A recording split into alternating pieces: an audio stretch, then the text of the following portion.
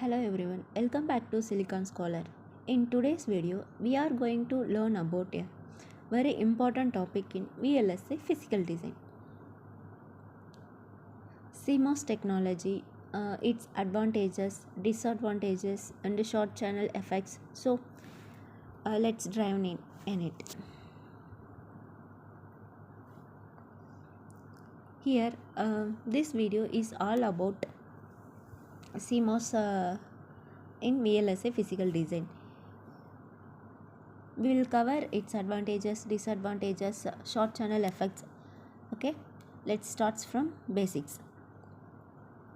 What is CMOS? First of all, what is CMOS? CMOS stands for complementary metal oxide semiconductor. So it uses two types of transistor, NMOS transistor, PMOS transistor. Okay, there are widely used in digital design circuits, digital integrated circuits, like processor, memory elements, and many more. In simple words, CMOS is a backbone of modern electronics. Okay, so CMOS very important for VLSI. Okay, then we are moved to advantages of CMOS. Let's see key advantages of CMOS. Okay, the biggest advantage is its low power consumption. It consumes almost no static power. Next, it has a high noise immunity, which means it can handle unwanted electrical noise effectively. So CMOS also offer high density, allowing more transistor to fit in a small space.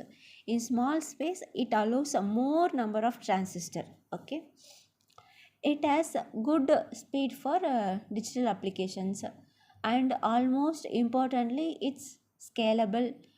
Meaning is we can shrink the size easily with advanced technology.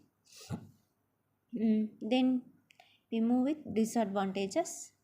Uh, but of course, nothing is perfect. There are some disadvantages. Let's check the disadvantages of CMOS. First, it has a complex for manufacturing process. So it is very complex. Then there is a issues of a latch up, which can cause a short circuits. Due to latch up issues, um, low impedance path created, VDD2 VSS, their latch up issues can be occurs. Okay, then a deep micron levels and leakage current becomes a major problem. And finally, CMOS is generally slower in analog applications compared to other technologies. This is the advantages of CMOS. Then we move to short channel effects in simply SCE. Next, we have an important topic, SCE, short channel effects. This happens when we shrink transistor too much. It becomes harder to control the transistor behavior, and it reduces the threshold voltage and increases the drain current, and leakage as well as leakage current. It will increase. Okay, then types of short channel effects. There are several types of short channel effects. Let's go through them one by one.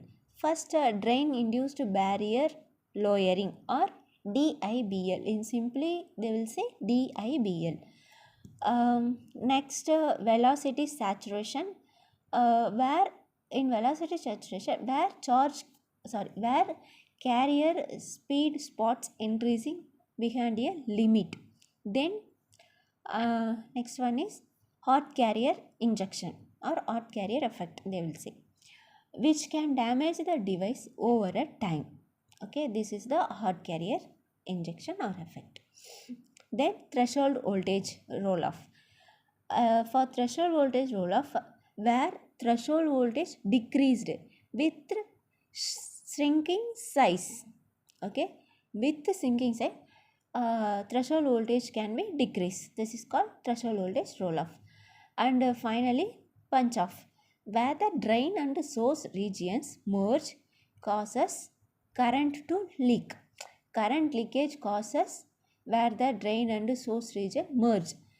If it's merged, then current leakage will be happens. Then what happens? Why SE happens? Short channel why happens means it mainly because in short channels the electric field from the drain and source overlaps. This weakness the gate controls over the channels. So this result becomes performance losses, high leakage and high power consumption. And then we move it. How CMOS is used in VLSI physical design. Let's see how CMOS is actually used in VLSI physical design. The almost basic building block is the CMOS inverter. We also use CMOS for creating logic cells like AND, OR and flip-flops. Standard cell library contain various CMOS cells with different functional and size.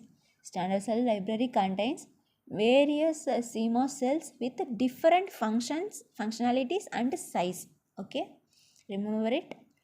Also we use multi-threshold voltage cells like high voltage threshold cells, low threshold voltage cells to balance power and performance. Why we are using different threshold voltage cells means to balance the power and performance. That's why in VLSI CMOS is very important. And that's all for today's video. I hope have a clear understanding for CMOS. In along with its process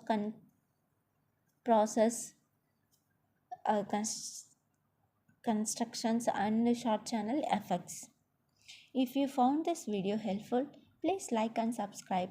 Share it to Silicon Scholar for more videos such as VLSI contents. Okay. Thank you for watching. See you in the next video. Bye bye.